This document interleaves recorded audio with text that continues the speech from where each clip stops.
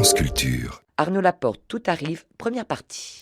Merci Nadine Epstein, à tout à l'heure en effet à 12h30 pour le journal complet de la rédaction de France Culture. D'ici là et jusqu'à 13h30, si tout arrive.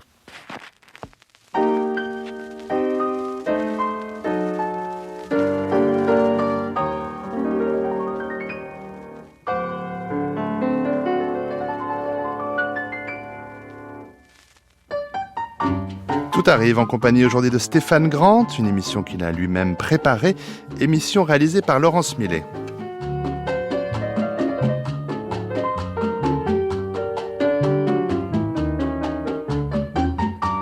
Émission spéciale aujourd'hui puisque nous abandonnons notre habituelle table ronde de critiques en première partie pour donner tout notre temps d'antenne à un invité unique dont les éditions Gallimard publient en quarto les œuvres. Derrière cet intitulé toujours un peu écrasant, nous allons tenter de rencontrer et de faire se raconter un homme, un écrivain dont l'œuvre, effectivement, a pesé et pèse encore de tout son poids. Profitant d'un de ses passages à Paris pour honorer ses obligations de membre de l'Académie française, nous accueillons aujourd'hui Michel Déon.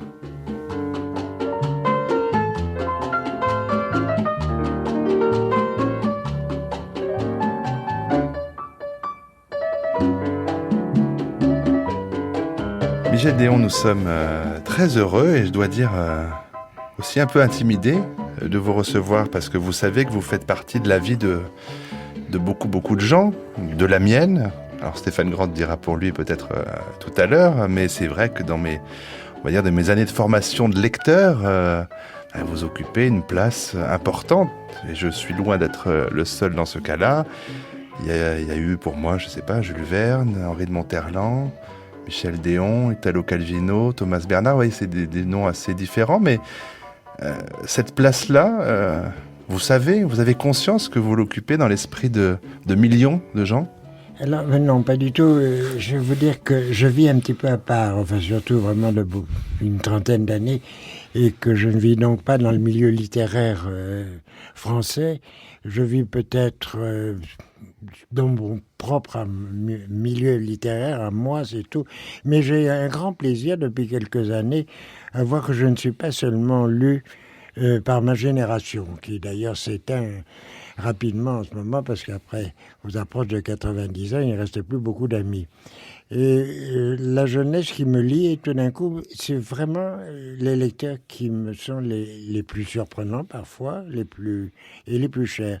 Je découvre que des lecteurs de 15 ans, 16 ans se passionnent pour un livre qui a été écrit, qui parle d'une époque très dangereuse et très minée, où le terrain est très miné, qui est celle de la guerre et des années qui ont suivi. Je donnais le titre du livre, c'est Les poneys sauvages, qui a été très très controversé quand il a paru. On y reviendra, oui. En 1970. Et je suis surpris de voir que des gens de 20 ans, disons, découvrent ce livre, et ils découvrent des choses que moi j'avais oubliées, moi-même d'ailleurs, et sont très étonnés que j'ai pu écrire ça dans les années 60 à 70. Alors, ce que vous me dites, d'abord, me fait un très grand plaisir, parce que ce sont les seules choses que l'on croit. On ne peut pas croire les articles, on ne peut pas non plus croire les livres bons ou mauvais qui vous ont été consacrés. Mais tout d'un coup, le témoignage d'un lecteur, le témoignage direct, vraiment, c'est la vraie réponse. Et j'ai assez de chance, et depuis quelque temps, enfin depuis quand même pas mal d'années, j'ai des gens qui me parlent dans la rue, qui me parle dans les transports en commun. J'aime beaucoup, quand je viens en France, prendre les transports en commun. C'est ma façon de reconnaître le pays, de voir ce qu'il est devenu, de voir ce que les femmes lisent dans le métro, ce que les hommes lisent dans le métro, les femmes lisent des livres, les hommes lisent des journaux. Et dans les autobus, de pouvoir observer. Quelquefois même, je rencontre des regards courroucés parce que je m'attarde sur un visage sans penser, en reconstruisant mon petit roman à moi. Je suis quand même très surpris de voir que souvent quelqu'un me reconnaît, me parle, me dit quelque chose d'aussi agréable que ce que vous venez de me dire. Enfin, de vrai surtout, hein. Et alors, ça ne va pas s'arranger, Michel Déon, avec la publication de vos œuvres. Ça fait Ça va faire quand même drôle d'avoir cette couverture. Je vous la montre. Oui. Michel Déon, œuvre. Sur un livre comme ça, évidemment au pluriel. Oui. C'est chez Quarto Gallimard. Quel effet ça fait d'avoir ce volume comme ça Ah, entre mais les écoutez, mains? ça a été pour moi un très grand plaisir. D'abord parce que l'équipe qui l'a fait à l'intérieur de la Maison Gallimard, il y a une équipe qui s'occupe spécialement de cette collection, qui est très intéressante. D'abord parce que les livres sont bien faits. Esthétiquement, ils sont très agréables. Ils sont très faciles à lire. Ils sont lourds. Peut-être faut-il les lire le plus souvent à une table. Mais ça, à partir de 1000 pages, on sait que les livres, on doit les poser si on ne veut pas les abîmer. Mais la fabrication de ce livre, sa composition, tout ça m'a été un vrai bonheur pour moi, parce que là, j'ai découvert que on avait pris un grand soin et choisi les livres que, au fond, j'aime bien. Alors ça va nous permettre, nous aussi, et ensemble pendant cette émission, Michel Déon, de revenir comme ça aussi sur ce parcours, alors qu'il commence tout près d'ici, tout près de cette maison de la radio. Hein, si on sort porte F, on est rue du Ranelagh, on monte, on arrive avenue Mozart, et c'est là que tout commence finalement, la scène primitive. Oui, la scène primitive, on me demande toujours comment je suis devenu romancier. Je dis, mais entre 4 et 5 ans. Et en effet, quand j'y repense après, naturellement, je n'ai aucun souvenir de ce que j'ai pu dire au retour de l'école, où je m'étais un peu écorché le genou, et ma mère m'a dit, mais qu'est-ce qui t'est arrivé? Tu es tombé, mon pauvre chéri. Et je lui ai dit, mais non, je ne suis pas tombé, mais avenue Mozart, il y avait un loup qui m'a attaqué, il m'a mordu, mais j'ai trouvé un bâton et je l'ai tué. Allez. Heureusement, ma mère avait beaucoup d'humour et d'esprit. Elle a dit, ah, mais comme c'est bien, quel courage, je ne sais pas si j'aurais pu en faire autant. Et elle a commencé à le raconter à tout le monde autour de moi. À un moment, il paraît qu'à un moment, j'ai commencé à être un peu agacé en me disant, ils sont en train de se moquer de moi. Puis après, peu à peu, ma fable est entrée dans ma tête et j'ai trouvé ça très naturel. J'en ai inventé d'autres par la suite. C'était votre première fiction. C'est ma première fiction et c'est l'autofiction, comme on dit aujourd'hui. Et c'était basé sur moi, sur une expérience inventée. Donc il me semble que c'est ma première création. Stéphane Grant. Comment le jeune homme que vous étiez, le jeune garçon, puis le jeune adolescent et le jeune homme que vous étiez se sentait à l'époque à Paris, Michel Déon? Est-ce que c'est un lieu qui vous a inspiré littérairement? Parce que vous le rappeliez il y a un instant, cela fait de nombreuses années déjà que vous avez quitté Paris, la France, pour d'abord la Grèce, ensuite l'Irlande où vous vivez. D'abord depuis... Monaco, tout petit. Et d'abord Monaco tout petit, mais est-ce que Paris déjà, est-ce que Paris à l'époque suscitait quand même un univers romanesque, quelque chose de l'ordre de la littérature déjà pour le jeune Michel Déon, qui n'était pas d'ailleurs le jeune Michel Déon. Mais alors, je vais vous dire ça. D'abord, je suis né à Paris. Enfin, j'ai fait une partie de mes classes à Paris, d'ailleurs dans ce quartier, à Janson-de-Sailly. Mais de par les fonctions de mon père, j'étais amené à bouger. Puis par sa mort, je suis revenu ici. Ensuite, vous n'ignorez pas qu'il y a eu la guerre en 1939, qui était aussi une façon de voyager. Et je suis resté à Lyon à cette époque-là. Et puis après la guerre, après cet enfermement dans lequel nous étions pendant 4 ans, j'ai eu qu'une pensée, c'était sortir, voir le monde, bouger, apprendre des choses. Et puis surtout, j'avais beaucoup lu. Et très souvent, j'ai voulu aller dans la trace de mes livres.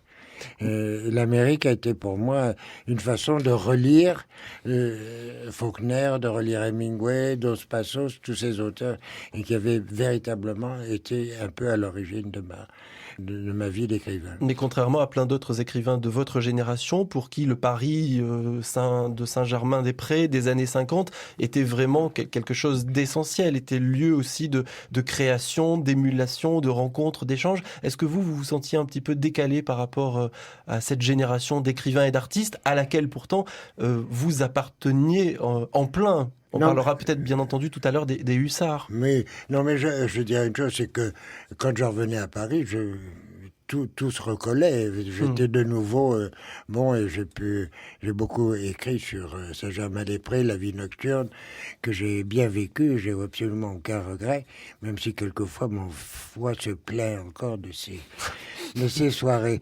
Mais non, je menais une vie double, deux vies, pas d'une vie double, mais deux vies. L'une dehors partant, découvrant des choses à l'étranger, partout.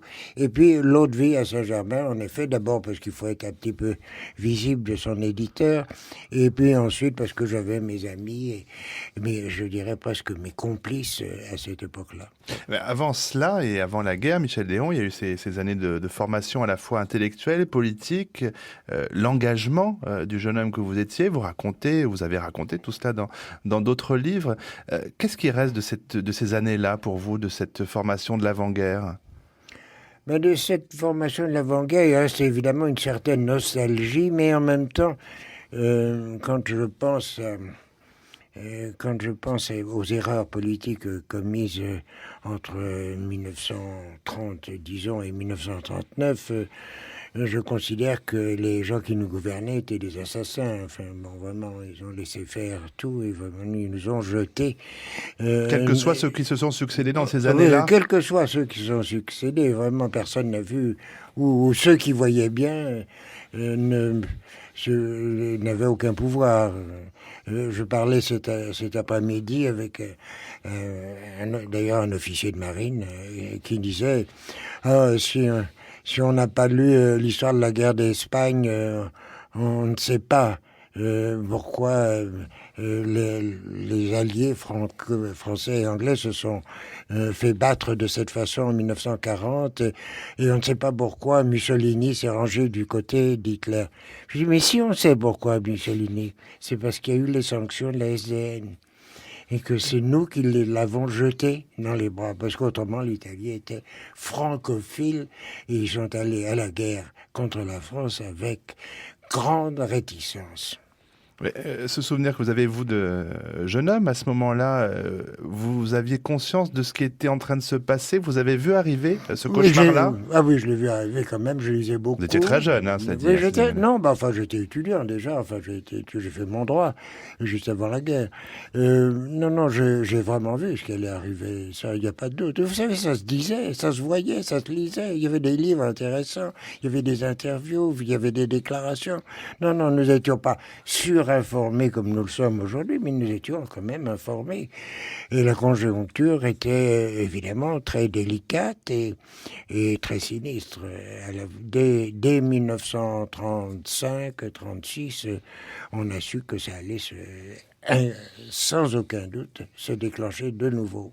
Et que personne, évidemment, ne pouvait prévoir que ce serait mondial. Et que par rapport à la Première Guerre mondiale, ce serait une boucherie encore beaucoup plus atroce. Mais les avertissements ne servent à rien.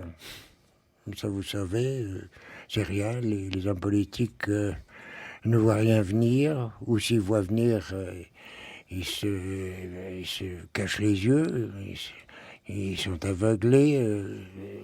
Je ne comprends pas d'ailleurs comment nous avons pu être si aveugles, nous les Occidentaux, sur le réarmement de l'Allemagne.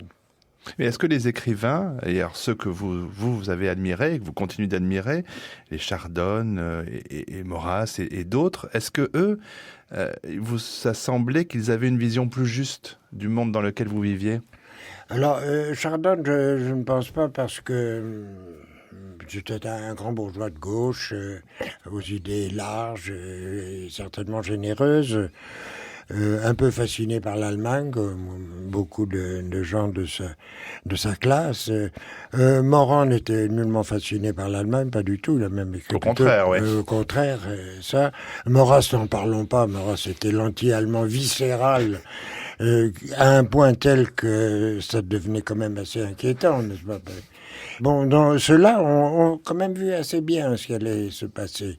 Mais prévoir l'horreur que nous avons vécue, ça, je crois que personne ne pouvait prévoir que ce serait aussi horrible que ça. Alors, vous avez été amené à rencontrer, à côtoyer, à être proche, certains de ces écrivains que nous citions, certains fort importants. On parlait il n'y a pas très longtemps avec François Dufay à propos d'un livre qu'il écrivait, d'une visite du jeune Michel Déon allant frapper à la porte de chez Paul Morand. C'était quoi, au début des années 50, cette visite? Écoutez, c'est peut-être... Oui, je suis allé... 52, je crois. Ça doit être... Quand à un moment, j'ai été à Genève, je travaillais pour pour une agence de presse américaine et puis aussi pour des journaux français auxquels j'envoyais des articles. Et j'ai vu un moment assez sombre parce que il était, lui qui avait tant bougé, il était tout d'un coup dans un espace extrêmement réduit. Et c'est à partir de ce moment-là que nous ne pouvons plus bouger dans l'espace, il a bougé dans le temps. Et qui s'est intéressé à Fouquet, il a écrit des livres historiques, n'est-ce pas, Sophie de Selles par exemple, ou, enfin bon, il y a plein de livres de lui qui ont plongé dans l'histoire, qui était sa façon à lui de continuer à bouger. Et Chardon, je l'ai rencontré plus tard, peut-être vers 1950. Il a été extrêmement gentil avec moi. Il a été mon visiteur. Il est venu dès que j'étais installé en Grèce. Ça a été mon premier visiteur. Il y a des photographies dans ce quarto. Il y a une photographie oui, d'ailleurs de Chardon vous visitant en Grèce. Oui. Non, c'est des hommes dont j'aimais la prose superbe. Morand est un très grand écrivain. Il a marqué son siècle. Il lui a donné une langue. Il lui a donné un langage, incontestablement. Et Chardon est plutôt, le grand esthète, le grand moraliste de l'époque, l'homme détaché, capable de se contredire aussi, bien sûr, mais en même temps très sensible, un musicien du langage, un homme du XVIIIe siècle beaucoup plus qu'un homme du XXe. Est-ce qu'avec l'un ou l'autre des écrivains dont on parle, Michel Déon, il y a eu aussi une recherche de votre côté d'établir une sorte de relation filiale avec l'un de ces trois écrivains, par exemple, que ce soit Chardon, Maurras ou Paul Morand, mais est-ce qu'il y a eu cette recherche-là? Peut-être le manque d'un père dans votre vie, que vous avez évoqué dans un de vos tout récents livres, la chambre de ton père, qui est dans ce recueil Quarto Gallimard. Mais est-ce qu'il y avait aussi quelque chose de cet ordre-là, la recherche d'une relation paternelle ou vous savez, si à cette recherche-là, on n'est pas très conscient. Elle est assez naturelle. Et nous cherchons tous des protecteurs. Ça peut être Dieu, comme ça peut être un grand philosophe, un grand écrivain, ça peut être une doctrine, ça peut être un parti politique. Si vous n'avez pas de famille, vous entrez dans un parti politique et tout le monde se tutoie, on se voit, on se donne des rendez-vous, on vend des journaux dans la rue, on se bagarre pendant les émeutes, on fait des grèves.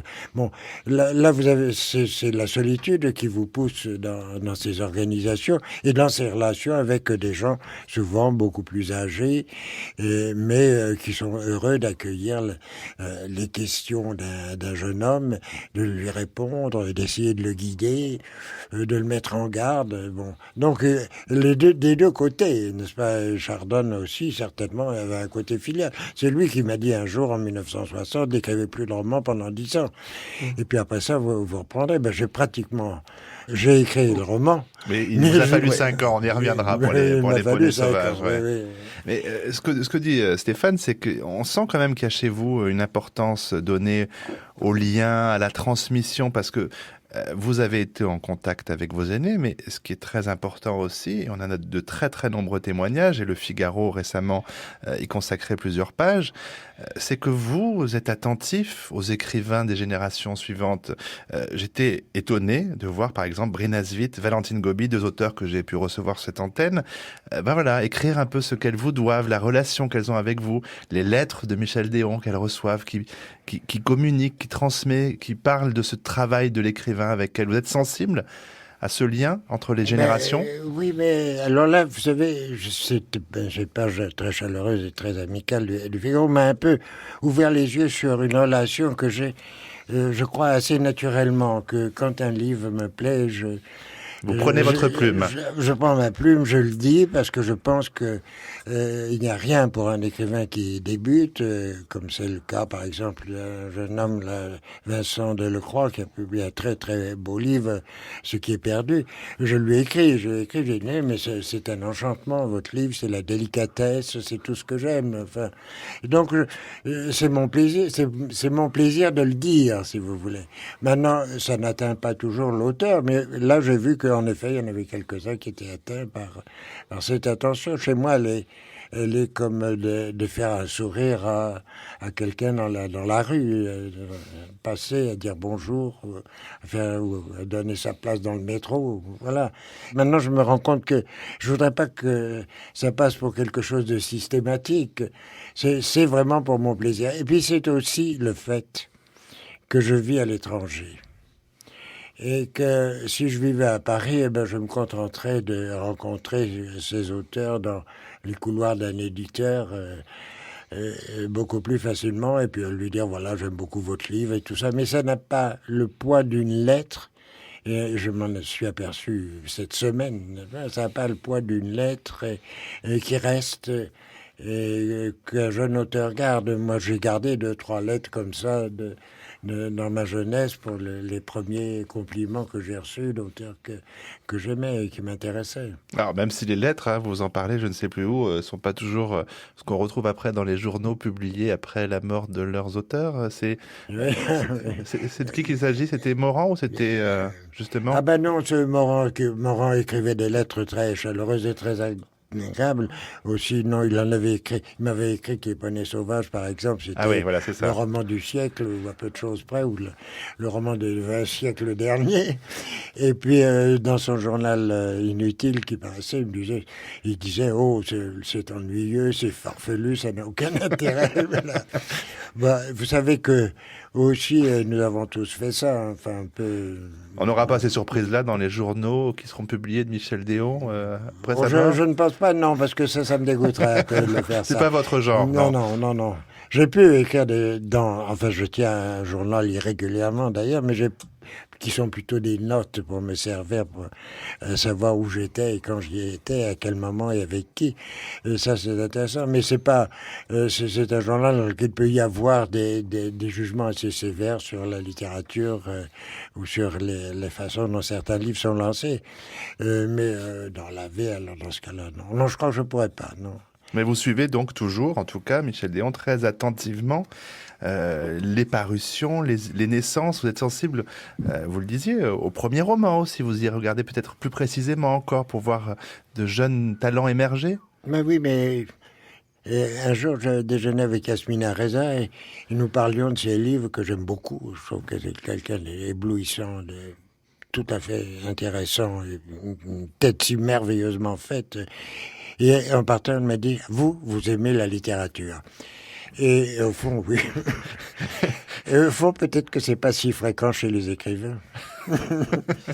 Est-ce qu'il y a, à contrario, à rebours, je ne sais pas comment il faudrait dire, Michel Déon, mais Arnaud Laporte évoquait le livre de François Dufay sur le rapport assez ambigu finalement entre ces écrivains qu'on a appelés les hussards, desquels vous êtes, et puis leurs aînés, Paul Morand et Chardonne. Et est-ce qu'il peut y avoir comme ça des rapports ambigus justement dans Michel Déon d'aujourd'hui avec des écrivains des générations suivantes qui se revendiqueraient littérairement, politiquement, de lui, et finalement, peut-être que ça pourrait ne pas vous plaire dans certains cas. Est-ce qu'il peut y avoir comme ça aussi dans la transmission, oui, des mauvaises fils, mais dans la transmission aussi quelquefois, voilà, des mauvais fils, des malentendus, ou des malentendus ou des choses qui vous plaisent moins. Non, je peux vous dire parce que j'ai pas lu vraiment, mais j'ai parcouru ce livre que je déteste et qui me répugne.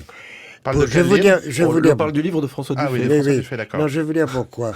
Et c'est parce que c'est un journaliste et il n'a lu aucun des auteurs dont il parle. Il ne parle que de leur rapport extérieur dans une époque dont il a une idée toute fabriquée, c'est-à-dire les bons et les méchants. Les bons et les méchants, nous savons que nous pouvons être bons et comme nous pouvons aussi être méchants toujours. Et il a étudié ces rapports, mais sans jamais lire un livre. Et tout ce qu'il cite, ce sont des choses qui ont déjà couru dans tous les livres. Dire que, par exemple, Morand est un écrivain d'une grande médiocrité, c'est qu'il ne l'a pas lu. C'est qu'il l'a pas lu. Dire ça de Chardonne, ils ont été un peu collabos tous, mais vous savez, tous les grands bourgeois l'ont été, antisémites, mais tout le monde dans la grande bourgeoisie, Gide y compris, Gide, Paul Valéry, c'était des anti-Dreyfusards, vous savez, c'est bon.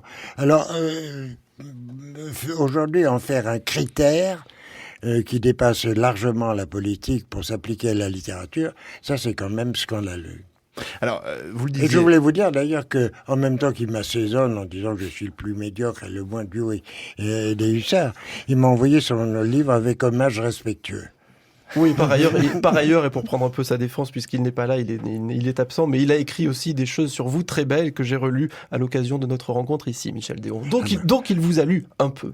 Un peu, oui. Mais sans doute beaucoup. Enfin bon, ça c'était Ce qui l'intéresse, c'est la politique, c'est Les la mauvais situation, fils. les relations, c'est pas les livres. Ouais, ce qui compte, c'est la littérature, Michel Déon. Mais juste pour continuer cette voie-là, est-ce qu'il y a quelque chose hors la littérature pour vous? Est-ce que vous dites, on le sait, par exemple, la musique, Satie, sont des choses qui vous intéressent, mais est-ce que c'est quand même à côté, la littérature au centre de tout?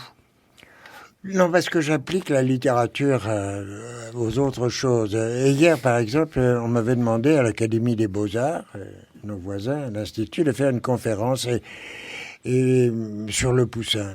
Alors j'ai dit oui, d'accord, j'aime beaucoup le Poussin, peut-être le plus grand peintre français. Et j'ai pris un tableau. Et je l'ai analysé, le tableau c'est Orphée Eurydice, la mort d'Eurydice, et je l'ai analysé comme on analyserait un roman. Et il y avait 400 personnes, je sais plus quoi, et ça les a beaucoup surpris, parce qu'ils n'avaient jamais regardé ce tableau comme une histoire qu'on raconte avec des personnages infimes auxquels ils ne prêtaient aucune attention, et que moi, au contraire, autour desquels moi je bâtissais une histoire.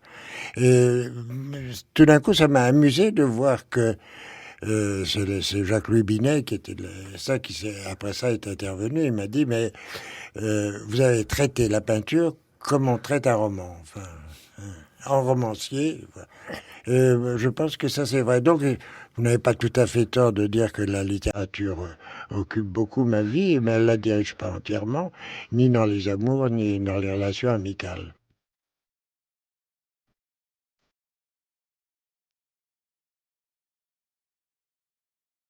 Nous poursuivrons cette conversation avec Michel Déon dans la deuxième partie de cette émission. Pour ce qui est des programmes de votre soirée sur France Culture, sachez qu'à 21h dans Décibel, Jeanne-Martine Vacher recevra Emma Lavigne, conservateur au Musée de la Musique et l'une des conceptrices de l'exposition Travelling Guitar, ainsi que le groupe Sonic Youth. Et puis à minuit 10, les invités de Laurent Gaumard seront les artistes et réalisateurs libanais, Johanna Adjitoma et Khalil Jorej, qu'on peut voir actuellement à la galerie In Situ, dans le 13e arrondissement de Paris, au sein de l'exposition collective à Les Belles Images. Et puisqu'il me reste quelques secondes, je vous rappelle que France Culture vous invite à la lecture publique d'Érotokritos de Vincensos Cornaro. Ce sera dimanche 17 décembre à partir de 14h à la Maison des Cultures du Monde, 101 boulevard Raspail.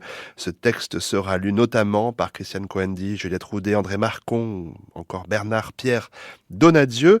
Dimanche 17 décembre, numéro pour réserver 01 56 40 37 53, 12h30, l'heure de retrouver Nadine Epstein pour le journal complet de la rédaction de France Culture.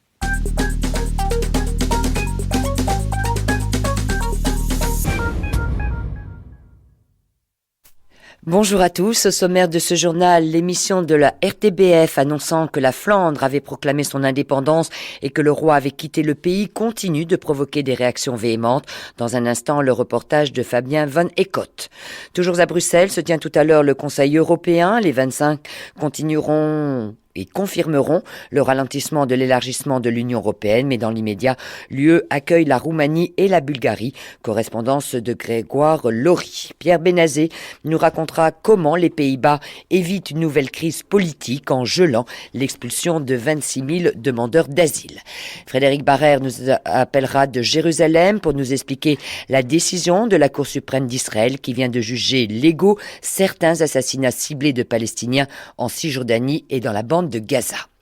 Ouverture à Paris ce matin par Dominique de Villepin de la conférence sur l'emploi et les revenus. Le Premier ministre réunit syndicats et patronat pour, promet-il, que la rencontre débouche sur des mesures concrètes pour le quotidien et le pouvoir d'achat des Français.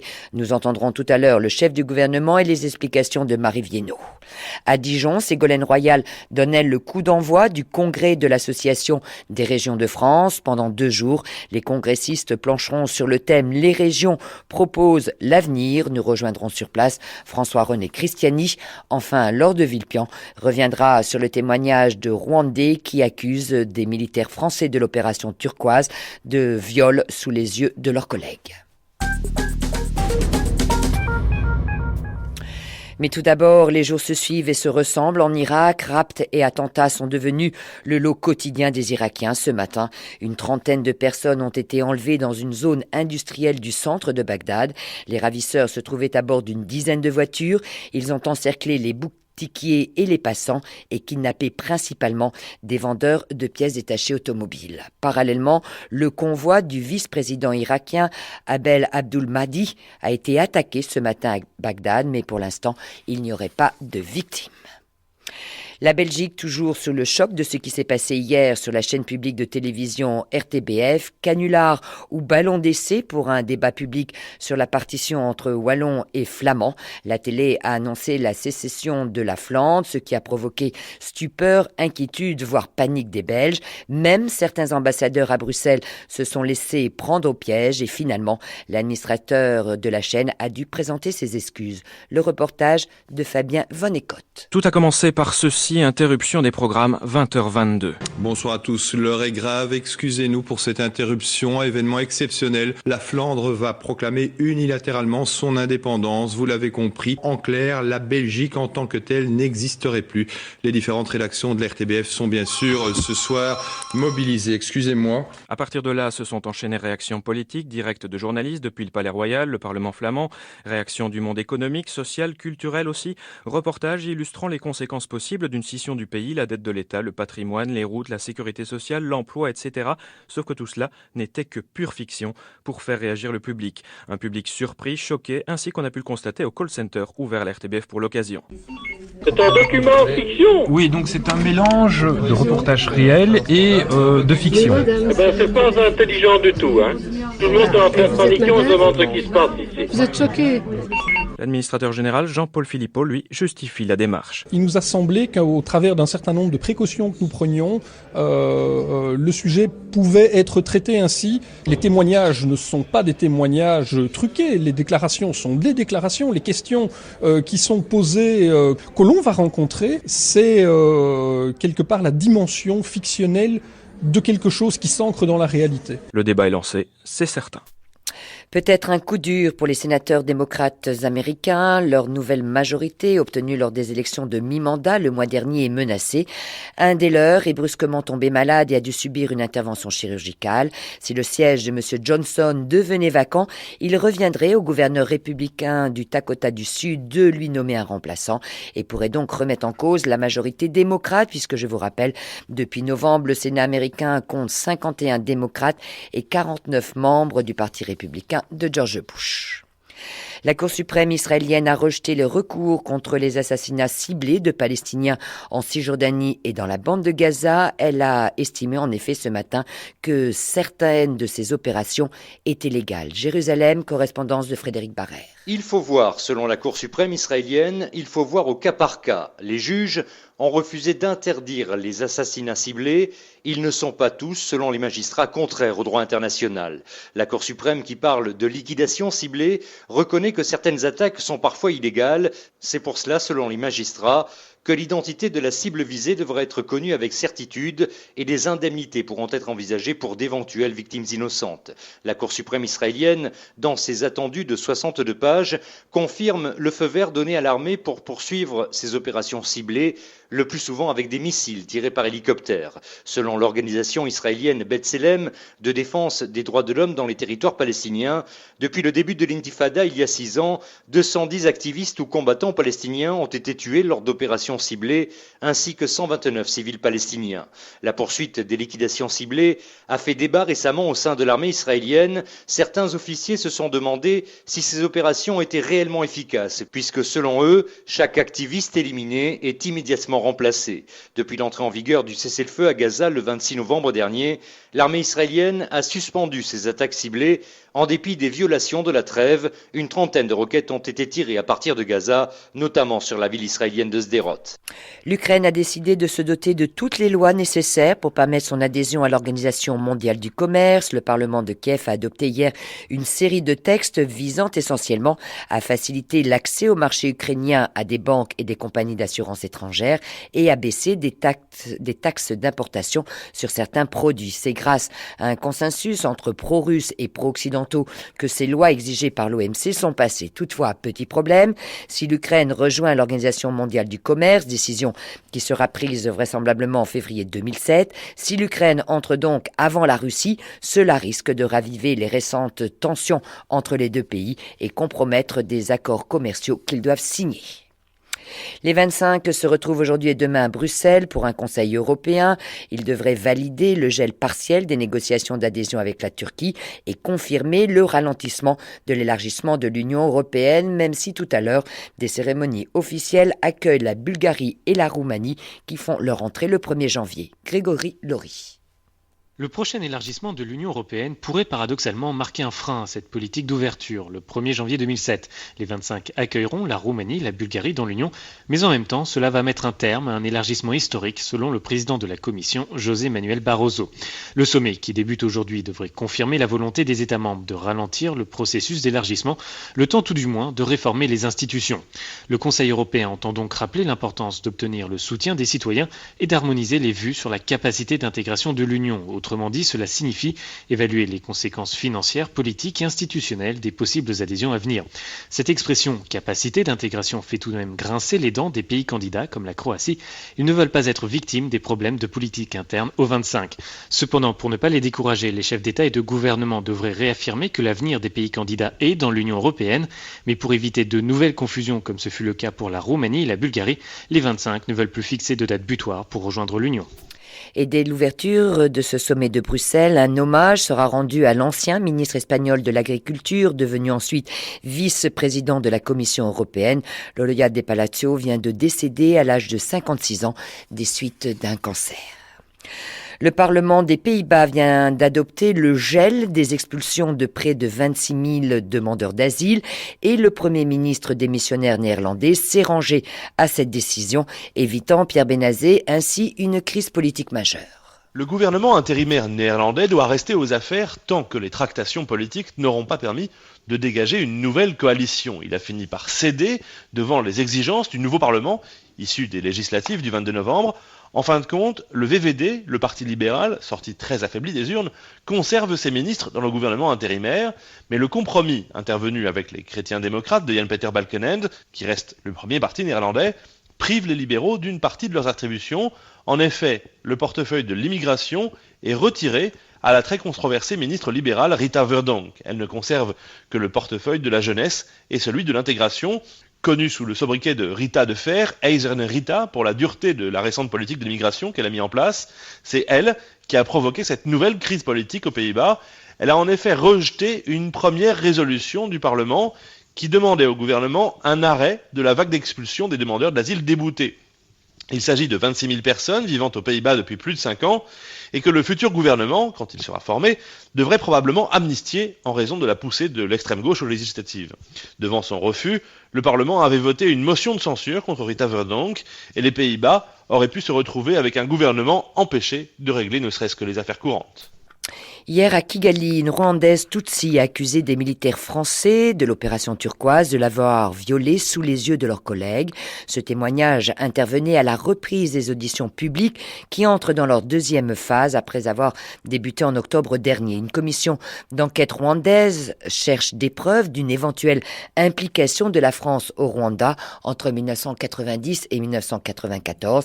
Elle doit rendre son rapport en avril prochain lors de Villepin. D'audition en audition, les accusations portées contre la France ou des militaires français se font plus précises. 2 témoins, couverts par un anonymat qui doit assurer leur protection, ont donc affirmé hier que des militaires français ont commis des viols collectifs sur des femmes Tutsis pendant l'opération turquoise qui devait être humanitaire. L'un de ces témoins, une femme, s'est déclarée elle-même victime de tels viols au camp de Nyarushishi. Quelques 8000 rescapés Tutsis y étaient réfugiés depuis plusieurs semaines sous la protection élastique et aléatoire de quelques gendarmes rwandais quand les militaires français sont arrivés pour sécuriser ce camp. Cette intervention de l'armée française a été la toute première en territoire rwandais lors de Turquoise. Un détachement d'une 40aine de militaires, commandé par le colonel Tozin du 1er RPIMA, a rejoint le camp le 23 juin 1994. Selon la rescapée qui témoignait hier, je cite, « Les soldats français conduisaient les filles dans leur tente située un peu plus loin et les violaient. Ils m'ont forcé à boire de l'alcool, à fumer des cigarettes et ils m'ont déshabillée. » Évoquer un viol, a fortiori en public, est une démarche extrêmement difficile pour une femme rwandaise. Toujours selon cette rescapée, ces viols se sont poursuivis jusqu'à la fin de l'opération turquoise le 22 août. Un ancien bourgmestre a confirmé cette déposition en précisant que les soldats français violaient les femmes en l'absence des officiers. L'armée française, par la voix du général Lafourcade, qui commandait l'opération humanitaire, commence à envisager l'hypothèse que des infractions individuelles ont pu être commises parce qu'on ne peut pas mettre un officier derrière chaque soldat. Fin de citation. Mais l'armée dément formellement les accusations plus générales d'une implication aux côtés de l'armée régulière Hutu avant et pendant le génocide. Pourtant, avant-hier, d'autres témoins rwandais avaient affirmé que des soldats français avaient participé au combat opposant les forces rwandaises aux rebelles du FPR, que la France avait armé le Rwanda et formé ses militaires, voire les miliciens. C'est à partir de 14h que la Cour de révision décidera s'il convient ou non de décharger la mémoire de Guillaume Cesnay, condamné en 1924 aux travaux forcés à perpétuité pour le meurtre d'un notable. Cet arrêt est très attendu, notamment par le petit-fils qui a consacré sa vie à la mémoire de son aïeul et a déposé de multiples demandes de révision. Dominique de Villepin réunit toute la journée à Paris syndicats et patronats pour une conférence sur l'emploi et les revenus. L'historien et démographe Emmanuel Todd a appelé les partisans à cette réunion à contester le libre-échange et à appeler à une rupture radicale face à la mondialisation. Dès l'ouverture, le Premier ministre a promis du concret. Il veut favoriser les jeunes non qualifiés et les femmes et faciliter les aides au logement et les services à la personne. Si nous nous réunissons aujourd'hui, c'est donc pour garantir le succès de nos entreprises et pour les aider à faire face aux enjeux liés à l'émergence de nouveaux concurrents commerciaux. Mais c'est aussi pour répondre aux attentes d'une grande partie de la société française, les attentes de tous ceux qui aujourd'hui travaillent et qui pourtant ont peur pour leur avenir et pour celui de leurs enfants. Les attentes de tous ceux qui voudraient travailler mais à qui on ne propose rien, les attentes de tous les Français qui aspirent à davantage de pouvoir d'achat et à une vie quotidienne plus simple. À nous de répondre ensemble aux questions que se posent nos compatriotes. Comment trouver un logement abordable? Comment faire garder ses enfants pour aller travailler lorsqu'on a des horaires décalés? Comment espérer passer d'un travail précaire à un vrai emploi avec un salaire suffisant et des perspectives de carrière? Un proche de Nicolas Sarkozy, Pierre Méhaignery, s'est montré sceptique sur cette conférence, estimant qu'une politique sociale était d'abord une politique économique efficace. De son côté, la CFDT demande un moratoire sur la hausse des loyers. Finalement, Marie Viennot, chacun a ses propres attentes sur cette conférence. Oui, la CGT, par exemple, espère faire monter le niveau du SMIC à 1 500 € brut mensuels, soit 250 € d'augmentation. La CFE-CGC réclame, elle, la mise en place d'un SMIC cadre au niveau du plafond de la sécurité sociale, soit 2 589 €. Chacun essaie, c'est vrai, d'avancer ses propositions en ordre dispersé. C'est classique, mais les syndicats sont quand même d'accord sur un point. Il faut instaurer, selon eux, une taxe pour les entreprises qui abusent des contrats précaires. Alors cette proposition n'a rien de nouveau. Elle a déjà été évoquée lors de la réforme du régime d'assurance chômage, mais elle n'est pas, bien sûr, du goût du MEDEF, qui, lui, n'attend pas grand-chose de cette conférence et craint même les mesures concrètes qui pourraient être annoncées. Beaucoup Beaucoup de choses sont parues ce matin dans la presse d'ailleurs, d'où l'irritation du secrétaire général de la CFDT, très palpable ce matin à l'ouverture de la conférence. Mais Matignon affirme qu'il ne s'agissait que de pistes et que les diverses réunions et tables rondes de la journée seront déterminantes. La question que l'on peut se poser, c'est de savoir si les annonces qui vont suivre régleront durablement les problèmes de chômage et de revenus des Français. On peut en douter car dans une économie ouverte, les entreprises ne peuvent que réduire les salaires si elles veulent rester compétitives. Et c'est ce qu'a rappelé d'ailleurs ce matin l'historien Emmanuel Todd, pour qui la solution au problème n'est pas française mais européenne. Vous l'avez dit, il faut selon lui protéger nos marchés. Que restera-t-il de cette idée dans les mesures qui seront présentées ce soir? C'est peut-être ça le vrai suspense. Et la vraie question, ce serait alors de savoir pourquoi le Premier ministre a laissé Emmanuel Todd ouvrir cette conférence et présenter une option qui là incarne une rupture réelle avec les idées actuelles en cours, y compris au sein du gouvernement. Merci Marie Viennot. Il est partout Nicolas Hulot. Après avoir rencontré Ségolène Royal, puis Jacques Chirac, cette semaine, il s'est entretenu ce matin avec Nicolas Sarkozy. Le président de l'UEP s'est engagé à soutenir la démarche de l'animateur de télévision et a promis de signer dans les jours qui viennent le pacte écologique de Nicolas Hulot. Nicolas Hulot a répété qu'il attendait du concret clairement énoncé de la part des candidats à l'Élysée avant de décider s'il entrerait lui-même dans la course présidentielle. Il devrait se prononcer au plus tard au tout début de l'année prochaine.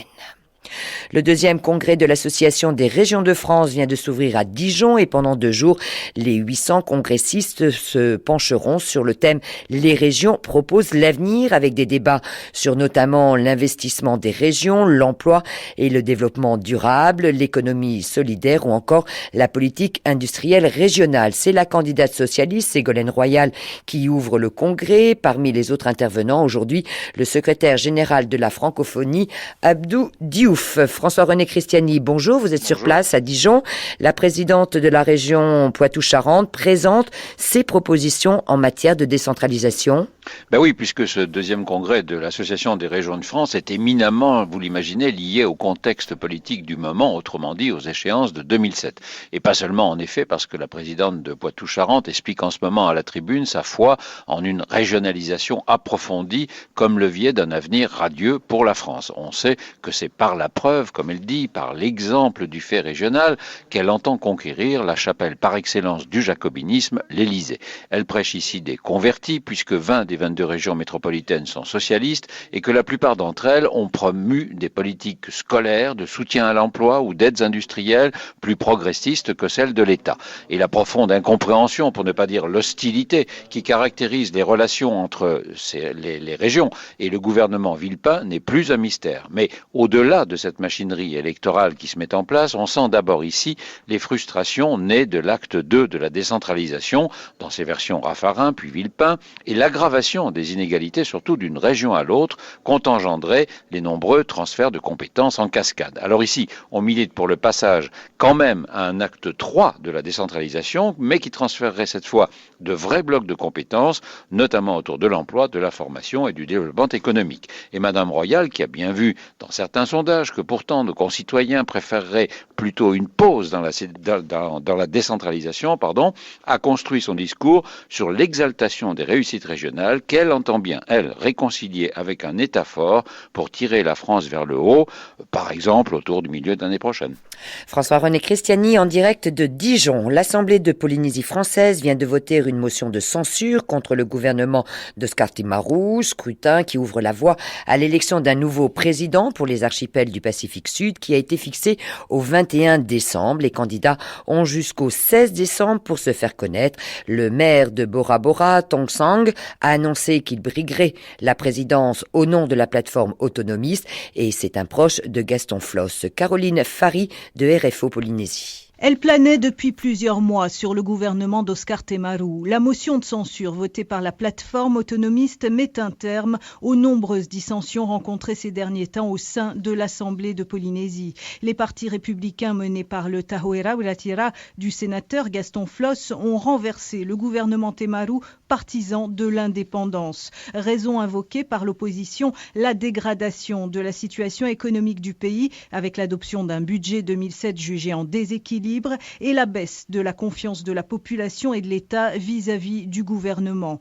Le président déchu affiche une sérénité à toute épreuve et assure avoir perdu une bataille, mais pas la guerre. Quant à la plateforme autonomiste, elle a jusqu'au 21 décembre, date de l'élection d'un nouveau président, pour asseoir une majorité confortable. Sa marge de manœuvre s'avère délicate, car à l'Assemblée de Polynésie, certains représentants affectionnent tout particulièrement les changements de camp. La météo pour refermer ce journal, temps mitigé cet après-midi, alternance de passages nuageux et d'éclaircies. Il fera entre 7 et 10 degrés dans les régions sous la grisaille et de 10 à 14 sous le soleil. Les prochaines informations sur France Culture vous seront proposées à 18h par Florence Thurm. Merci de votre attention. Tout de suite, Arnaud Laporte, tout arrive, seconde partie. Merci Nadine Epstein, à demain pour un autre journal complet de la rédaction à la mi-journée. Alors, je vous rappelle, tout à l'heure j'ai assez mal dit le numéro de téléphone qu'il faut composer pour assister à cette lecture publique d'Érotokritos. C'est un grand œuvre littéraire grec du XVIIe siècle, écrite par un poète crétois. Cette lecture aura donc dimanche 17 décembre de 14h à 18h à la Maison des Cultures du Monde. C'est au 101 boulevard Raspail à Paris dans le 6e arrondissement. Réservation 01 56 40 37 53 01 56 40 37 53. Voilà. Vous savez tout. Excusez-moi Jean-Louis Hésine pour ce petit retard dans le fait que vous allez maintenant nous délivrer votre chronique quotidienne. Bonjour Jean-Louis. Bonjour Arnaud, bonjour à tous. Quand on parle du loup, on n'est jamais loin d'en voir la queue. Le loup est de retour et il revient par décret, car le loup est nécessaire à la peur qui nous étreint dans la nuit médiévale où nous sommes réputés glissés. La peur du loup signe les hivers de légende, comme la comète de Halley paraphe les catastrophes à venir. Et comme le loup est nécessaire aussi à l'écosystème, alors les règlements administratifs imposent désormais dans les États de l'Ouest américain la réintégration du loup. Le touriste en Alaska l'exige, à l'image du client de la maison hantée réclamant les cris de terreur à minuit, les bruits de chaînes, le chien vert à 7 queues, les esprits frappeurs et tout le tremblement des cris au forfait. Hélas, le loup résiste. La faim ne fait plus sortir le loup du bois. On a beau lui présenter quelques bêtes à cornes, elles ne font qu'aviver sa nostalgie du gendarme en tenue. Il faut se rendre à l'évidence, le loup nous fait la gueule. Car si l'homme est un loup pour l'homme, il n'est jamais qu'un homme pour le loup. Et de l'homme, le loup a soupé. Dans l'État de Washington, la Wolf Haven International organise des battues pour tenter de forcer la retraite de l'animal. On s'avance à pas de loup, à la fraîche, entre chien et loup, sous la férule d'un instructeur diplômé de lupinologie fondamentale qui apprend aux adeptes à hurler avec les loups, ni trop fort pour ne pas les effrayer, car le loup véritable est craintif, ni trop faiblement, car le loup véritable est sourd. Non seulement le coyote a les chocottes, mais en plus, il est dur de la feuille. La Wolf Haven International a pu ainsi recueillir dans sa maison de retraite quelques vieux loups solitaires et blasés, et 2 ou 3 jeunes loulous de banlieue que les sociétaires mènent à la promenade le dimanche dans les forêts pour tenter de leur rappeler la peur de l'homme. Peine perdue, de guerre lasse, aux jeunes loups on donne une louve, à qui il fait quelques loupiaux. C'est ce que les écologistes appellent un biotope et les simples connaisseurs un lupanar. Le goût de la mer Grand finira bien par leur revenir. Tirons discrètement la chevillette et laissons choir la bobinette, car il faut toujours une chute, même aux histoires sans fin. Effectivement, merci Jean-Louis Hésine et à demain pour une autre chronique.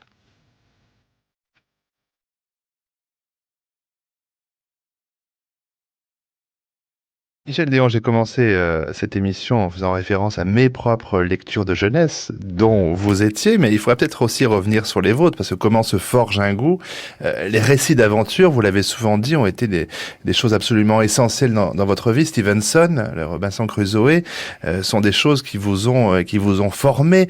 Il y a Conrad, il y a Jack London. C'est cela qui, au départ, vous donne ce goût de la littérature? Oui, certainement, c'est ça, c'est le pouvoir de raconter une histoire, de recréer un monde, de créer des personnages. on finit par y croire. Vous savez, c'est vraiment Phileas Fogg est un personnage. On croit, vous le croisez dans la rue. Vous rencontrez des Phileas Fogg. Vous pouvez dire cet homme-là, c'est un Phileas Fogg. Vous pouvez dire ça aussi de personnages de Simenon, n'est-ce pas? Vous rencontrez un Maigret un jour, bon, il n'y a pas de doute. Donc la littérature, c'est simplement un moyen d'investigation et de classification. On fait entrer les personnages dans un ordre. C'est aussi un moyen, par exemple, de déjeuner avec la duchesse de Guermantes, ce que on n'a pas toujours l'occasion de le faire. Ouais, vous comprenez. Il faut prendre rendez-vous longtemps à l'avance, effectivement, Michel Déon. Mais justement, raconter une histoire, quand on lit œuvre et quand on lit la préface que vous avez écrite spécifiquement pour cette édition chez Quarto, Gallimard, vous dites que Thomas et l'infini est sans doute le moins mauvais de vos livres. Alors Thomas et l'infini, c'est un conte. Alors on dit toujours un conte pour enfants, donc ça veut dire un conte pour tous les publics, en fait, puisque ça marche aussi bien, évidemment, pour les enfants que pour les adultes. Alors, c'est une période aussi quand même très riche de votre œuvre, quand on regarde rétrospectivement Les Poneys Sauvages 70, Le Taximo 73, Le Jeune Homme Vert 75 également, ce Thomas et l'infini. Qu'est-ce que vous répondriez, vous, aujourd'hui, à l'âge que vous avez, Michel Déon, à un garçon de 6 ans qui se demanderait c'est quoi l'infini? Je ne pourrais pas lui répondre autre chose que ce que j'ai essayé de dire dans ce livre. L'infini, évidemment, c'est la mort. Bon, c'est la seule réponse que nous, humains, avec nos faibles moyens, nous pouvons utiliser dans un cas pareil pour essayer de désamorcer une question extrêmement gênante. Et en fait, ce conte, il répond à... pas une tragédie, mais enfin, j'ai vécu un moment très grave avec un de mes enfants et la vision de l'hôpital où les enfants étaient extraordinairement impassibles devant la souffrance, devant la mort qui survenait brusquement à côté d'eux. Et tout d'un coup, ça m'a profondément ému. Et c'est un jour que, sortant de cette clinique avec mon petit garçon qui me tenait la main, il m'a demandé que ces questions vraiment assez inattendues de sa part à lui, mais en fait quand même intéressant. Et alors là, à ce moment-là, j'ai gambergé et j'ai repris, j'ai appliqué ça à un petit garçon souffrant qui voit s'approcher la mort et qui vit dans ses fantasmes et dans ses rêves, se méfiant des adultes qui viennent briser sa rêverie. J'aime beaucoup ce livre, je le dis franchement, je sais pas si c'est bon ou pas bon, mais je l'aime, peut-être parce qu'il est rattaché à une grande émotion dans ma vie. Oui, mais justement, je dirais la veine strictement personnelle, intime, vous dites aussi qu'elle s'achève avec Les Trompeuses Espérances, c'est 1956, c'est à la fois le premier grand succès public du romancier Michel Déon, qui est déjà donc publié depuis une douzaine d'années, c'est 44 le premier livre, Les Adieux à Sheila, donc 56 c'est la première rencontre avec un public important, mais vous dites que c'est quand même aussi la fin d'un chapitre de votre écriture, si je puis dire, celui où vous vous concentrez sur vos problèmes personnels, intimes, avant de vous ouvrir au monde. Oui, c'est-à-dire que j'ai un peu perdu de ma liberté après. Après, en disant je me suis marié.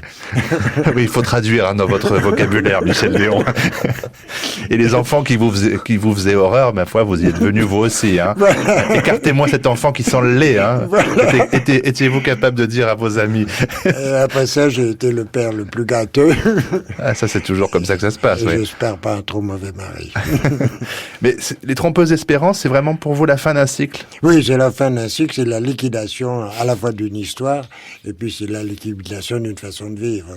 Il y a encore eu Les Gens de la Nuit qui ont paru ailleurs et qui sont aussi un adieu à la nuit.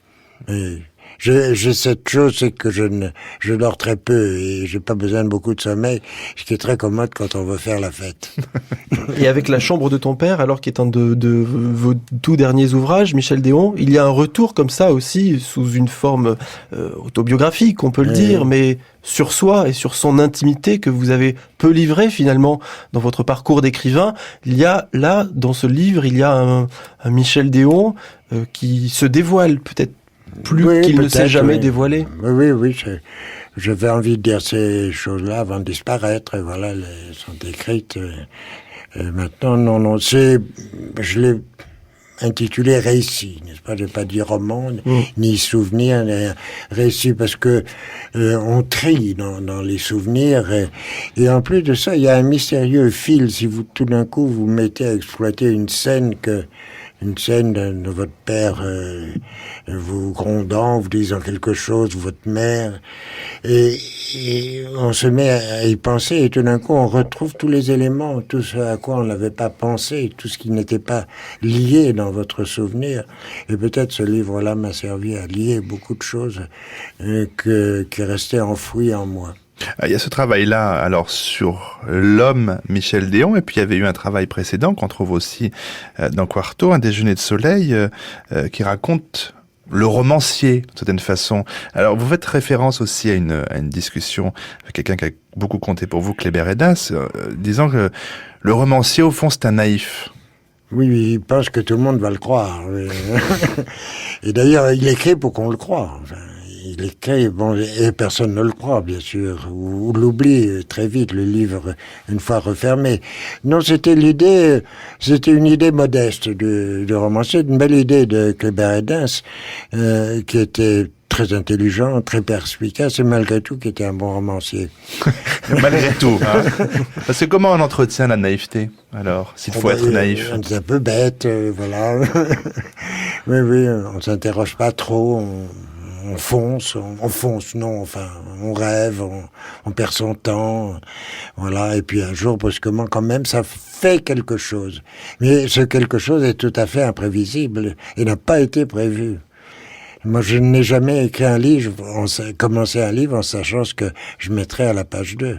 Ah oui, ça c'est absolument incroyable. Alors, ça nous amène très précisément, Michel Déon, peut-être à parler des poneys sauvages et de parler de cette première phrase que vous écrivez. Alors, si on en croit l'histoire, la première phrase, vous avez dû l'écrire en 1965. Vous avez achevé le livre 5 ans plus tard. Alors, la première phrase de mémoire, il faut que je la retrouve. Oui, je vais aller très, très, très rapidement parce que pas génial également du tout, dans la... ça n'annonce non, pas, mais ça n'annonce pas un chef-d'œuvre comme voilà. La Chartreuse de Parme, la première phrase, l'arrivée des Français dans Milan, c'est quand même formidable. Oui. Alors, j'ai rencontré Georges Saval dans le train qui nous conduisait de Londres à Cambridge l'automne 1937. Et alors, vous racontez, Michel Déon, dans la préface de ses œuvres, chez Quarto, Gallimard, que, écrivant cette phrase, vous n'avez pas idée de la phrase qui va suivre, et encore moins du livre qui va suivre. Non, ça je vous garantis, c'est comme ça. Mais je vous crois. Et c'est d'ailleurs la vraie raison pour laquelle on finit le livre. Autrement, on veut savoir. Peut-être pour le lecteur, c'est la même chose. Il veut savoir comment le livre va finir. Mais pour l'auteur, il faut qu'il... Et en même temps, je me suis toujours dit que le lecteur fait le livre. Un lecteur, il fabrique le livre. Il faut lui laisser des blancs, il faut pas tout lui dire, il faut pas lui dire, elle pensait qu'il allait être là. C'est pas vrai, c'est faux, c'est complètement faux. Le lecteur doit écrire le livre. Et si par exemple, décrire des personnages, c'est une erreur. Parce que quand vous lisez un livre, et si vous aimez un personnage, ce qu'il dit et la façon dont il agit, vous lui donnez un visage. Vous lui prêtez des gestes, des attitudes, des tics. Et c'est ça qui le rend vrai. Et ça, simplement. Mais vous laissez au lecteur le soin de composer le visage, la silhouette du personnage. Mais d'où se déroule le fil, du coup, par exemple, de ces poneys sauvages, ensuite, Michel Déon? Parce que de cette rencontre, dans un train, naît ensuite le livre que beaucoup d'entre nous ont lu, connaissent, le scandale que vous disiez tout à l'heure. Ça, on va parler de la réception du livre. La réception, mais qu'il a fait à son époque. Donc évidemment, enfin, on vous croit à moitié quand vous nous dites que vous ne connaissez pas la page 2 du livre que vous êtes en train de commencer. Il y a forcément aussi une idée, il y a aussi forcément l'envie, la volonté de dire des choses dans ce livre-là. Alors là, je vais vous dire, il y a un secret particulier, mais je l'ai raconté, des poneys sauvages. C'est que je l'écrivais comme ça, à la diable, en laissant des choses. Et puis j'ai eu un accident dans mon bateau et on m'a transporté à Paris, à Plainville.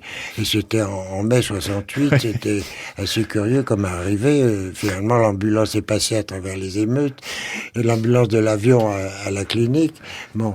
Et puis j'ai été vraiment pendant un mois allongé sur un lit, regardant le plafond. Il me semble que je me souviens encore de ce plafond et de ce que je pouvais voir par la fenêtre. Et à ce moment-là, je me suis raconté ce que j'avais, les 200 premières pages. Et c'était le chaos, c'était les flashbacks, vous savez, les retours en arrière, et c'était le désordre.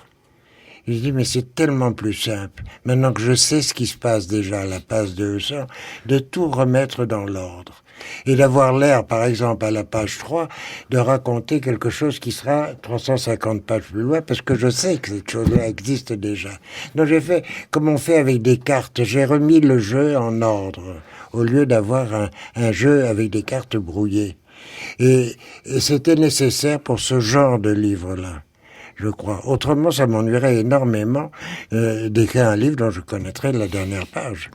Je crois que je pourrais pas. Enfin, je continuerai jusqu'à ce qu'il y ait un moment où je ne sache plus où aller. Enfin. Oui, mais ce travail-là, en mai 68, de remettre les choses dans l'ordre, alors là, pour une fois chronologique, Michel Déron, il vous a pas empêché de poursuivre, parce que vous aviez fait Ah, j'ai tout réécrit. Ben oui. Et j'ai tout retravaillé, c'était bon, c'était très bien.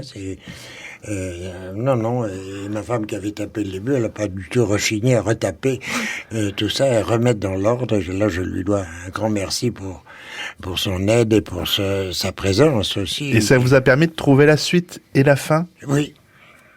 Tout d'un coup, tout m'est apparu dans l'ordre où les choses devaient se dérouler.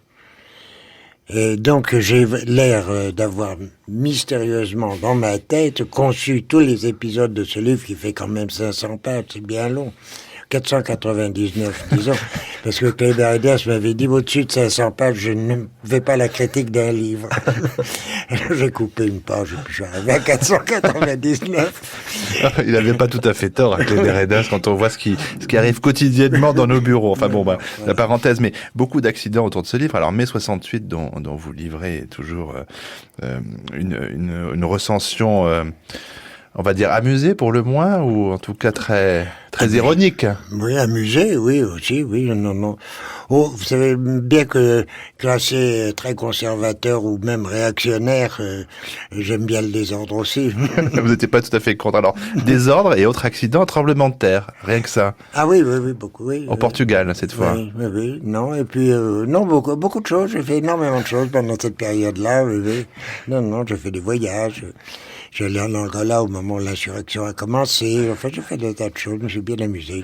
Et alors, le pire était à venir, si je puis dire. Donc, la sortie de ce livre, quand vous en parlez aujourd'hui, dans cette préface, écrite spécialement pour l'édition de ses œuvres, Michel Déon, on sent que c'est quand même toujours quelque chose qui est à vif chez vous, la réception par la critique ou une certaine critique de ces poneys sauvages. Non, je vais vous dire, à vif, non. Parce que ça m'a plutôt fait assez plaisir.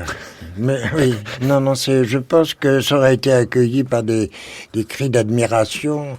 Je ne crois pas que ça m'aurait donné le sentiment d'avoir au moins fait quelque chose qui fait bouger la presse, les journaux. Mais qu'est-ce qui a tant choqué, ulcéré, selon vous ? Je pense que c'est en particulier l'épisode algérien.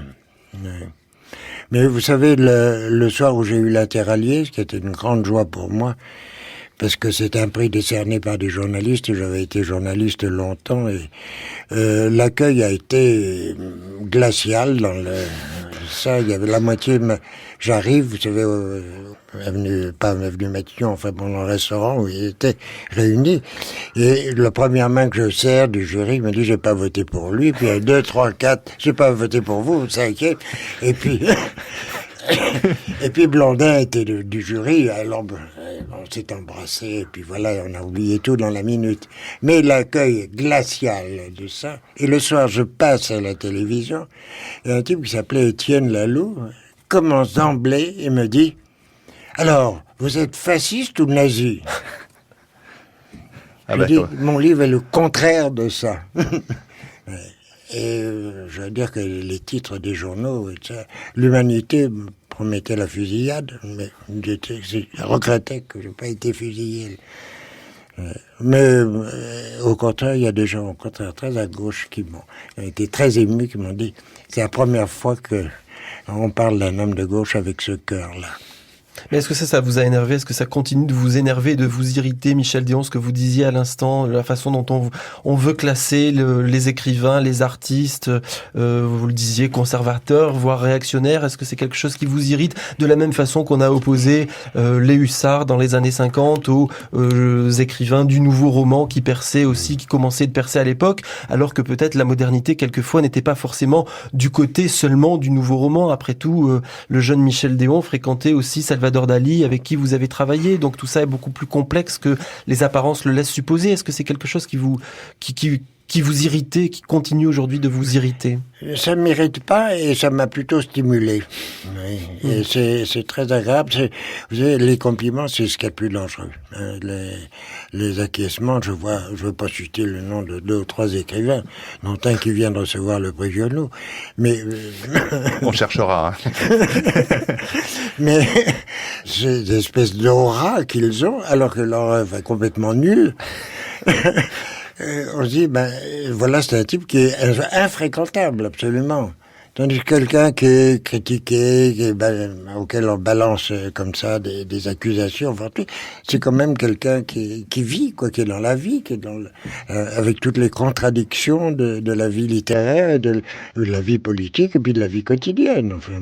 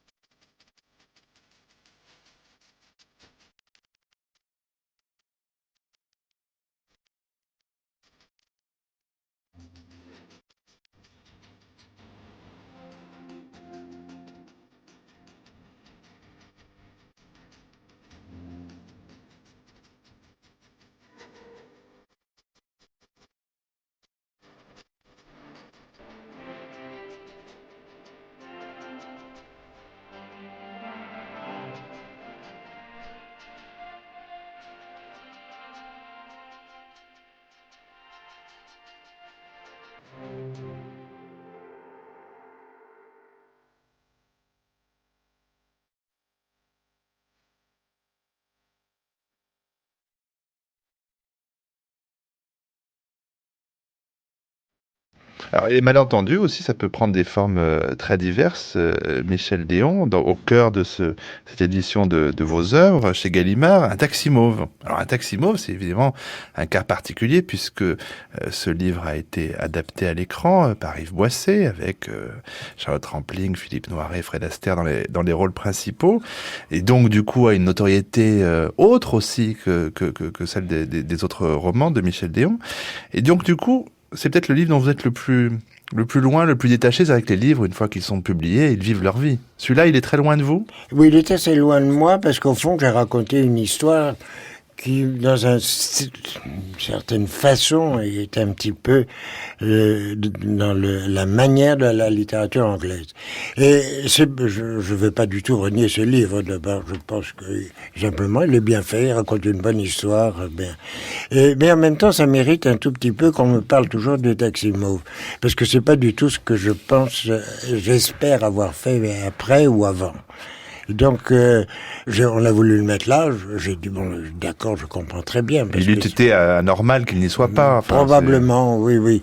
Mais c'est pas mon livre préféré. Enfin, si, on peut dire qu'un auteur peut aimer quand même un peu plus ses livres. Non, c'est pas celui-là. Mais je conçois et je concède. Ça m'est arrivé une fois de le relire parce qu'il y avait des corrections à faire pour une autre édition. Et je me suis dit bon, c'est bien, c'est une bonne histoire, bien racontée, avec des personnages très crédibles.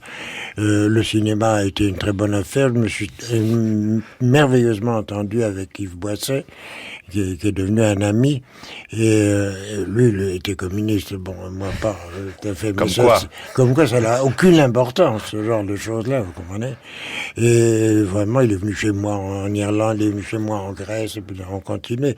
Je regrette que nous n'ayons pas fait d'autres films, mais lui s'est tourné vers la télévision, peut-être un peu vers une facilité ou bien il a peut-être pas rencontré les producteurs qui l'auraient aidé, comme le cinéma français dans un tel état délabrement. Je comprends très bien qu'il se retranche derrière la télévision, ou au moins il est libre. Alors c'est vrai que du coup le film fait que l'œuvre existe autrement, et vous le dites aussi, c'est vrai que les traductions aussi, quand on est traduit dans de très nombreuses langues dont on ne comprend pas évidemment un traître mot, on ne sait pas finalement comment votre œuvre peut être reçue, puisqu'on peut même pas la lire soi-même, Michel Déon. Oui, on accepte ça. C'est un peu comme le cinéma. Vous savez, le cinéma, faut bien accepter des tas de choses. Je me suis insurgé quand même pour le film parce que c'était tourné à ma porte pratiquement en Irlande, et que donc j'ai pu assister à des choses, mais enfin il y avait des absurdités. Son nom qui n'était pas du tout la faute de Boisset, c'était la faute des producteurs, ou des productrices plus exactement. Là j'ai mis un peu, et puis j'ai claqué les portes et hurlé, et j'ai obtenu certaines choses. Mais en fait, ce qui s'est passé, c'est que comme j'étais très peu satisfait des dialogues en français, j'ai réécrit les dialogues en anglais pour la version anglaise. Ah oui. Oui. Ah, il faudrait voir. Alors, la vraie bonne version, c'est la version anglaise. C'est la version anglaise. Ils avaient fait ça. Moi, j'avais suggéré cette idée au début. Je disais, c'est essentiel que ce film soit filmé en 2 langues, n'est-ce pas? Non pas sous-titré ou doublé, ça c'est absurde. Mais on peut, au lieu de tirer 8 fois la même scène, faites-la 4 fois et 4 fois, 4 fois en anglais, 4 fois en français, et vous aurez certainement. C'est ce qu'ils ont fait. Est-ce que vous avez écrit les sous-titres, alors, de la version anglaise, ou pas, pour aller jusqu'au bout de non, la version anglaise, elle est parlée anglais. Oui, non, mais vous n'avez pas écrit les sous-titres français, non, pour la version... Mais il n'y a pas de... Non, ça n'existe pas, ça? En France, il faut l'inventer, alors. Le film passait en français. Il faudrait l'inventer, cette version-là, alors. Peut-être les éditeurs DVD, vous savez, Charlotte Rampling Rampling parle très bien français sur ce qu'est sucre. Ça, il n'y avait que Fred Astaire. Fred Astaire qui était doublé, véritablement. Oui, ça, je m'en souviens assez bien. Oui. Stéphane? Au-delà du roman, Michel Déon, est-ce qu'il y a des formes d'écriture qui vous laissent un goût d'inaccompli, d'inassouvi? Je pense au théâtre, par exemple. Ah bah oui, ça, vous savez, c'est tout le monde... Enfin, tout romancier a essayé un jour de goûter du théâtre. J'ai eu 2 pièces jouées. Oui. On a entendu sur France Culture, d'ailleurs, aussi. Oui. Mais, alors là, pour France Culture, j'ai fait peut-être 30 adaptations. C'était une époque rêvée. Il y avait une femme, une productrice, s'appelait Lily Sioux, et qui avait des grandes séries, par exemple, Les 12 Césars. Là, j'ai fait Bérénice. On a entendu aussi Ariane ou l'oubli sur France Culture plus récemment. Oui. Et puis, c'était formidable. Et je dirais qu'à un moment, vraiment, j'en vivais de ces choses-là. Et c'était très intéressant, très agréable. C'est une façon de se préparer au théâtre. Surtout, il y avait des comédiens de premier ordre. On en parlait avec Michel Bouquet il y a quelques semaines, qui a beaucoup, joué pour travaillé pour la radio, pour vous. Hein. Mais le fait, du coup, alors de ne pas avoir persévéré, peut-être, dans cette voie d'écriture, Mais c'est parce que ça s'est arrêté. C'est arrêté, Lily Sioux a disparu. Mais le théâtre lui-même? Alors le théâtre, j'ai quand même fait 2 pièces qui sont d'ailleurs inspirées par 2 émissions radiophoniques que j'avais faites là. Et une, a été jouée d'abord en province par une excellente troupe, et puis elle est venue à Paris. En province, elle a eu un succès énorme. Enfin, une 50aine de représentations. Elle est venue à Paris au Bouffe parisien, c'est-à-dire chez Jean-Claude Brialy. Et là, ça a été assassiné par la critique. Mais assassiné. Mais vraiment, ridicule. On dit, vous savez, qu'il écrive ses romans, il est très bien, qu'il reste dans son coin, qu'il fasse ce qu'il veut. Bon, j'ai compris. Puis après ça, j'ai eu une autre pièce qui a été créée au Mouffetard, aussi d'après une pièce radiophonique que j'ai adaptée, et qui a été jouée comme sont dans les théâtres subventionnés pendant 1 mois.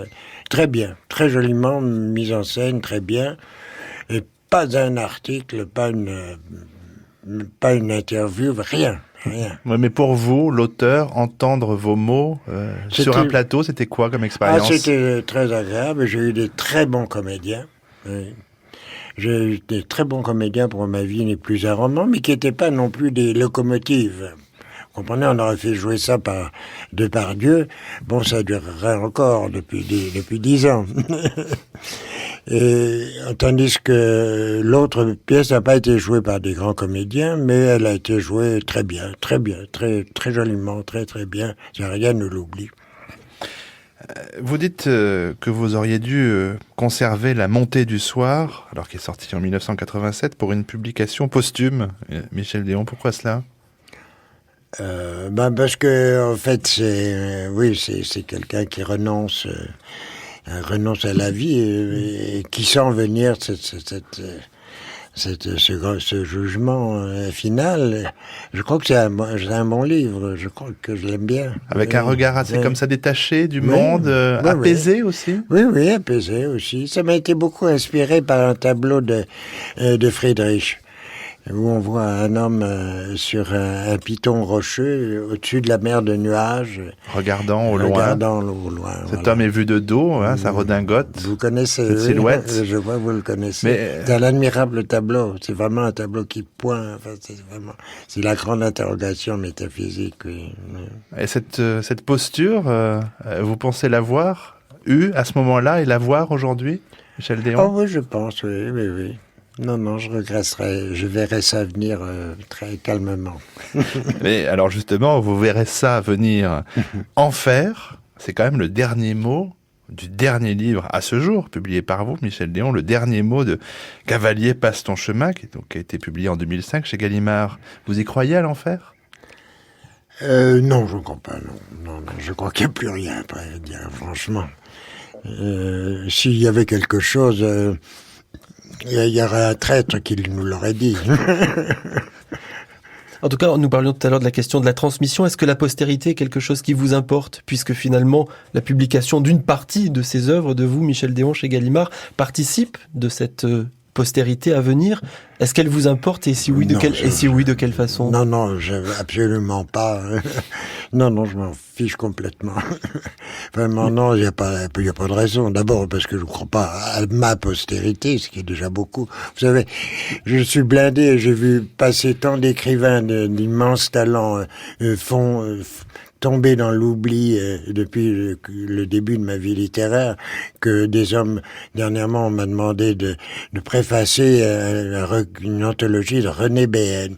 René Béhaine, c'est quelqu'un que tout le monde admirait avant la guerre, qui était salué par tout le monde, par les grands critiques, et qui a été porté par d'autres écrivains, et qui a disparu, mais complètement. On n'a pas trouvé le moyen. Il a fallu que ce soit un fou de Béhaine qui est publié une anthologie de Béhaine assez frais. Vous croyez pas à l'enfer, mais alors vous croyez au purgatoire des écrivains, alors? Il y a un purgatoire des écrivains, oui, ça sûrement, oui, même les plus grands. Alors, il y en a qui le connaissent. En fait, la grande chose, c'est de le connaître de son vivant. Comme ça, c'est fait. Comme ça, c'est fait. Et alors, après ça, on peut espérer ou tomber dans le trou, oubli de l'oubli, ou bien, au contraire, d'en sortir brusquement. Mais est-ce que ça veut dire que vous pensez que vous avez déjà vécu ce moment-là de purgatoire, Michel Déon? Non, pas du tout, non. C'est inquiétant, d'ailleurs. Vous m'y faites penser. C'est pas bon signe. Vous m'y faites penser, c'est très mauvais signe. Enfin bon, ça dit, vous êtes immortel, ça vous concerne plus. Oui, non, mais ça, je suis très tranquille, de toute façon. Non, l'Académie n'a pas grand-chose à voir avec ça. C'est une réunion d'amis, de collègues, où il y a d'ailleurs assez peu d'écrivains. Il y a beaucoup plus de savants, d'hommes tout à fait remarquables, auxquels on est très heureux de côtoyer. Ah, enfin, on sait la vérité sur l'Académie française. Grâce à vous, c'est une réunion de copains, quoi. Oui, de bonne qualité. Enfin, presque tous. Non, je voulais juste, mais c'est un grand retour en arrière, mais je lisais ce moment de votre vie en 1941, je crois, où vous étiez militaire à l'époque, oui. En permission à Lyon, je crois, et c'est l'époque où vous avez découvert l'Ulysse de James Joyce dans une vieille librairie, oui. Dans une librairie du vieux Lyon. Oui. Et vous avez dit ceci un jour dans une interview: j'accumulais à l'époque de la dynamite pour plus tard. Vous vous rappelez de ce moment où vous avez découvert l'Ulysse de Joyce? Ça a été vraiment un choc pour moi. tout d'un coup, parce que j'étais resté dans des romans un peu, jusqu'à cet âge de 21 ans, dans des romans assez classiques, bon. Et là, tout d'un coup, tout le monde le sait aujourd'hui, non, c'est un lieu commun, mais Joyce a cassé toutes les frontières, il a ouvert les portes, il y a des choses admirables dans l'Ulysse. C'est un livre que j'ai très souvent, depuis cette édition-là, je l'ai gardé depuis, disons, plus de 60 ans. Et avec respect, et que je la lis, pas d'un coup, hein, c'est des choses qui se lisent morceau par morceau. Et je suis encore aujourd'hui stupéfié par la liberté de son récit et l'accumulation de petites choses qui à la fin constituent un tout formidable, une formidable étude de l'homme dans son milieu.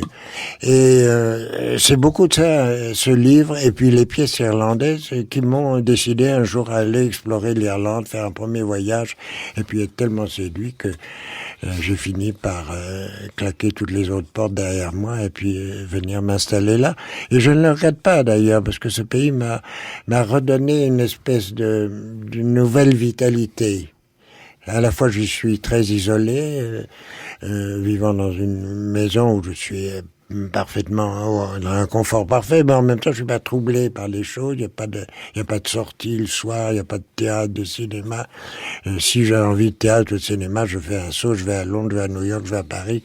Là, je bouge. Donc, la plupart du temps, je suis vraiment dans un isolement assez total. Et avec ça, et entouré de livres, de milliers de livres qui sont mon pain quotidien. Et quand vous partez comme ça, quand vous venez à Paris ou ailleurs, vous avez hâte de retourner chez vous, Michel Déon ? Au bout d'un certain temps, oui. Par exemple, là, je viens de passer presque un mois à Paris pour des raisons académiques en grande partie, puis pour la sortie de ce livre. Oui, il y a un moment où tout d'un coup, je dis, mais mon Dieu, mais j'ai plus déjà tellement de temps, et ça peut-être temps que je termine, ou que je mette un peu d'ordre, ou que je déchire, ou que je brûle, ou que je termine ça. Voilà, non, c'est un peu, c'est dans ma tête, c'est derrière ma tête. Mais je suis très heureux d'être en France, très heureux d'aller un peu au théâtre, de rencontrer des amis. Et voilà, non, c'est un plaisir partagé. Il y a un moment aussi en Irlande où j'ai dit, tiens, mais j'ai besoin de parler avec quelqu'un, enfin, en dehors de ma femme, de parler. Non, mais de parler à un écrivain comme moi. Enfin, nous, on était très heureux, en tout cas, Michel Déon, de parler avec vous. Œuvre, c'est chez Quarto Gallimard, Michel Déon, œuvre au pluriel. On se verra peut-être pour le deuxième volume des œuvres, alors. Là, allez savoir. Allez savoir. Merci beaucoup d'être venu nous voir.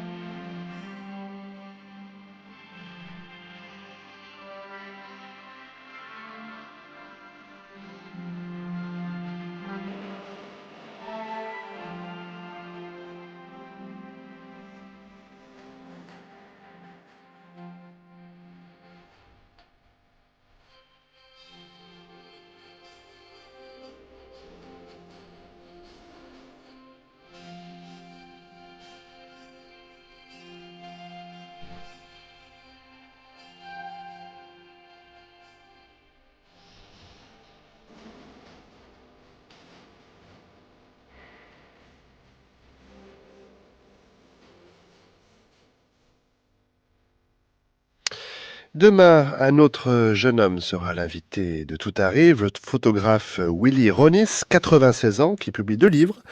Ce jour-là, une sorte d'autoportrait au Mercure de France et Paris Couleur aux éditions Le Temps qu'il fait. Ce sera demain dans la deuxième partie de Tout arrive, la première partie étant consacrée, comme à l'habitude, à une table ronde critique. Tout de suite, il va être 13h30 sur France Culture.